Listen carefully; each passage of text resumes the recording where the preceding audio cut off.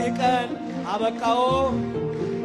እንኳን ይህን መጽሐፍ ሊሰጡን አስቻለው።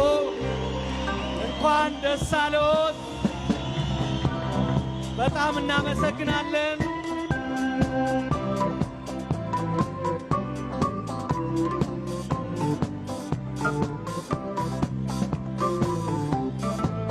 መደመር የተባለው መጽሐፍ በመመረቅ ላይ ነው።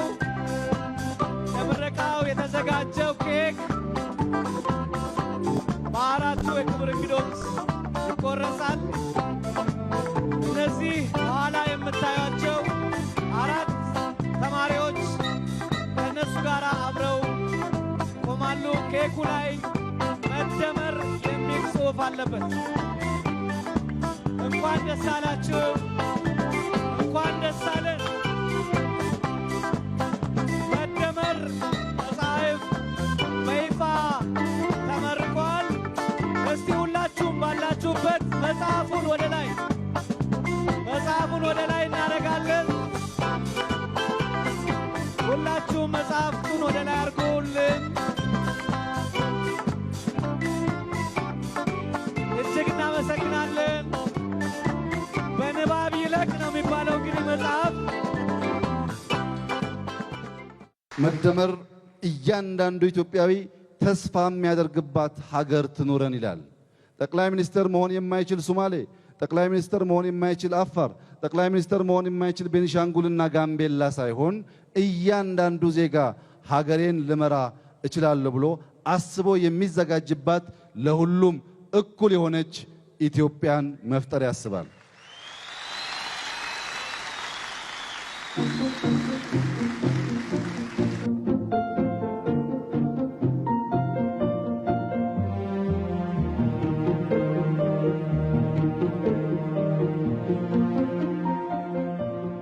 የትናንትናውን ስህተት እናርማለን ስንል ኢህአዴግ ባለፉት ዓመታት ህገ መንግስቱን በብዙ መንገድ ሲጥሰው ቆይቷል። ከዚያ ውስጥ አንዱ ህገ መንግስቱ አንድ የኢኮኖሚና የፖለቲካ ማህበረሰብ መፍጠር ቢልም እንኳን ኢትዮጵያን አንድ ማድረግ ራሱም አንድ መሆን ተስኖት ቆይቷል።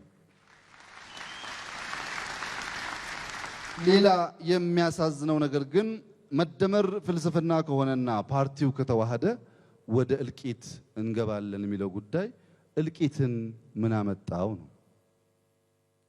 አንድ ፓርቲ መሆንና መደመር የማያዋጣ ከሆነ ጀግና ሰው ውስኪውን አስቀምጦ መባዛት የሚል አማራጭ ሐሳብ ይዞ ይመጣል።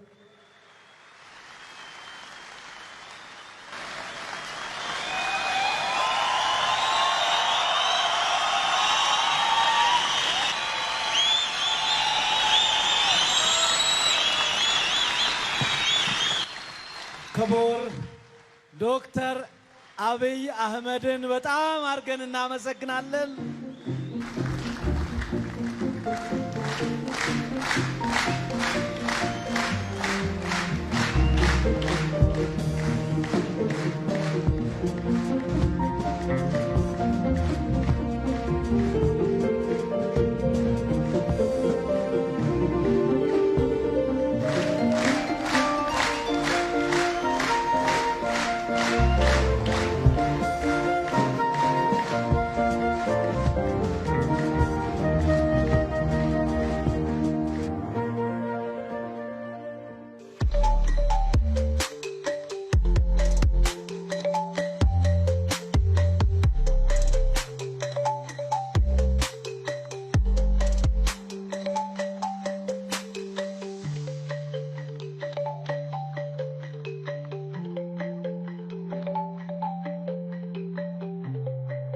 እኔ ለኢህአዴግ ሊቀመንበርነት ስትጠቆም ልክ በሁለት ሀገራት መካከል እንደሚፈጠር ውጊያ አይነት ሰዎች ሲወራጩ ከወንበር ሲነሱ ሲቆጡ ሲከሱ በጣም በስፋት ጊዜ ወስደው ሲናገሩ እኔ ካጠገቤ ዛሬ እሳቸውም እዚህ ያሉ አቶ ደሴ ዳልኬ በወቅቱ የደቡብ ክልል ፕሬዝዳንት ነበሩ። ጎኔ ተቀምጠዋል። ልክ ሰው በጣም በስሜት ሲናገር ስፒች መጻፍ ጀመርኩኝ። ከንግግሩና ከቁጣው ብዛት ፕሬዝዳንት እንደምሆን አወቅኩት እና ስጽፍ ስፒች ሳዘጋጅ አቶ ደሴ ምን እያደረክ ነው ይለኛል። እንዴ አታይም እንደ ቤቱን ይሄን ያክል ሪአክት ካደረገ የሆነ ፍሬያማ ነገር አለ ማለት ነው። ካለ ነገር እንዲህ አልተንጫጩምና ስመረጥ ከምቸገር ብዬ ነው። በነገራችን ላይ እዚያ 5 ሰዓት ተኩል ላይ ከተመረጥኩ በኋላ ያደረኩት ንግግር በወቅቱ የነበሩ ሰዎች ይሄው አታዩ እንደሚመረጥ እኮ ቀድሞውኑ ያቅ ነበር ተዘጋጅቶ ነው የመጣው ያስባለ ነበር። እና እኔ ያልኩት ለአቶ ደሴ ምንድነው በምጡ ላይ ሳይሆን በልጁ ላይ ባተኩር ይሻላል ብዬ ነው። ምጥን ካሰቡ መውለድ አይቻልም። ምጡን ረስቶ የሚወጣውን ፍሬ ልጅ ማየት ስለሚሻል በሚል ነበር።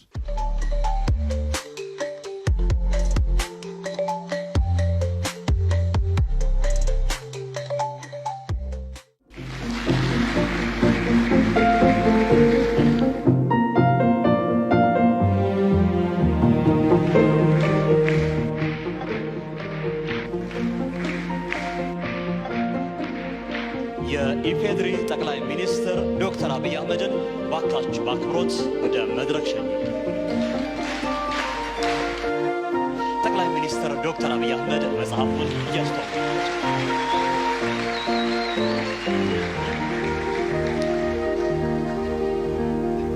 ኪታብኒ ለሎተ ኢዳሙ አፋን ሰቲሂን ቆባኤ አፋን እንግሊዚ አፋን አማራቲ ፊ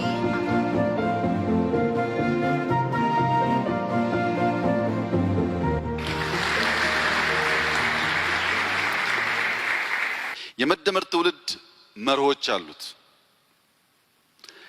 መርሆቹ ማስተካከል፣ ማስፋትና ማበርከት በሚል 3 ፍሬ ነገሮች ታስረው ሊታዩ ይችላሉ። ማሰሪያው ነገር ከተናጠል እውነት ወደ ወል እውነት የሚሸጋገር ትውልድ መሆን አለበት።